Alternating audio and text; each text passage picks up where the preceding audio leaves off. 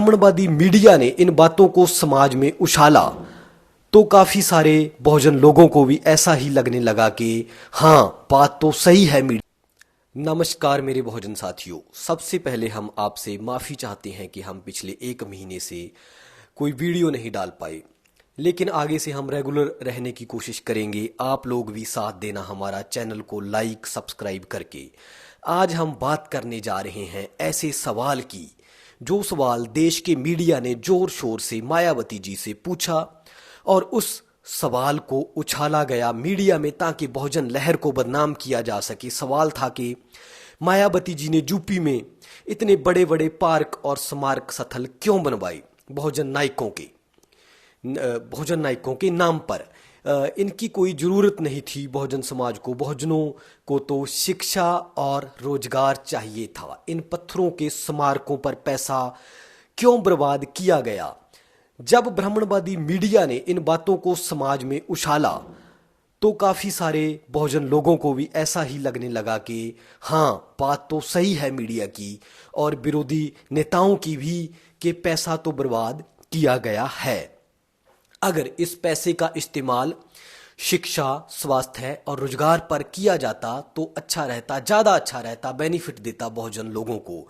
बहुजन बुद्धिजीवी भी मीडिया के इस षड्यंत्र का जवाब नहीं दे पाए थे, पर यूपी के एक 8वीं क्लास के बच्चे ने लल्लन टॉप वाले सौरभ द्विवेदी को ऐसा सटीक जवाब दिया कि सौरभ द्विवेदी खुद बताते हैं कि वो 9 साल बीत जाने के बाद भी आज तक उस बच्चे को भूल नहीं पाए हैं।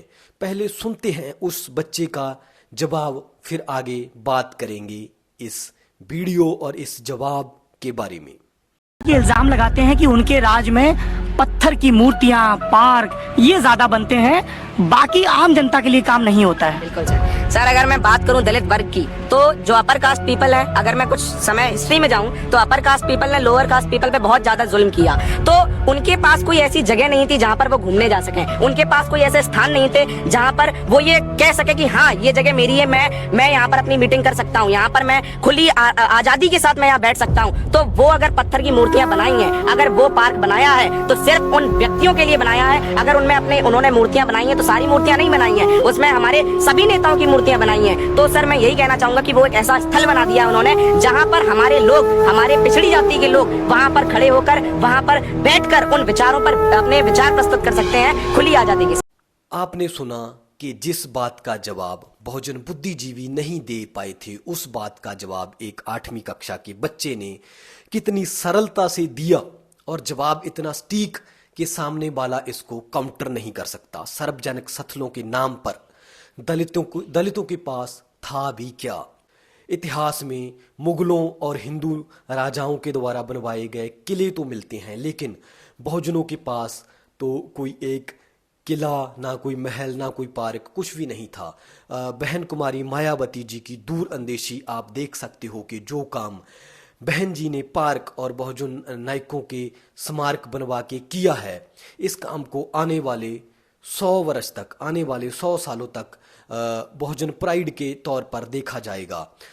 हम खुद पंजाब में बैठे समझते थे कि मीडिया वाले सही बोल रहे हैं कि बहन जी को पत्थरों पर पैसा बर्बाद नहीं करना चाहिए था, पर आज जब बहन जी सत्ता से बाहर हो चुकी हैं तो लगता है कि बहुत अच्छा किया बहन जी ने। दलितों का मान सत्कार, मान सम्मान और सामाजिक इज्जत बढ़ी है इन स्थलों के कारण, और हमें एक घर जैसा फील होता है अपने स्मारकों में जाके। हमारे लोग खुलकर अपने विचारों को प्रकट कर सकते हैं अपने खुद के स्मारक स्थलों से। जय भी एक अवसर ही था कि बहुजनों ने कांशीराम जी के नेतृत्व के कारण अपने खुद के बलबूते पर सरकार बनाई। ऐसे अवसर बार बार नहीं मिलते हैं दोस्तों। अगर आगे बहुजनों ने अपनी राजनीति को मजबूत करना है तो कांशीराम जी के नक्शे कदमों पर चलना होगा। बड़े मुश्किल से उन्होंने जातियों में बटे हुए समाज को इकट्ठा कर किया था, और अब कुछ रोहिणी घावरी जैसे लोग, रोहिणी घावरी को आपने सुना होगा कि वो बहुजन समाज को तोड़ने के लिए कार्य कर रही हैं। रोहिणी घावरी जैसे लोग फिर इसको तोड़ना चाह रहे हैं, बहुजन समाज को ऐसे लोगों से सावधान रहने की जरूरत है, एकजुटता दिखाने की जरूरत है और बहुजन समाज ही बना रहे, ऐसे प्रयास किए जाने चाहिए हमारे समाज के लोगों को, बहुजन समाज के लीडरों को, बहुजन बुद्धिजीवियों को। जय भीम दोस्तों, जय भीम, जय भारत।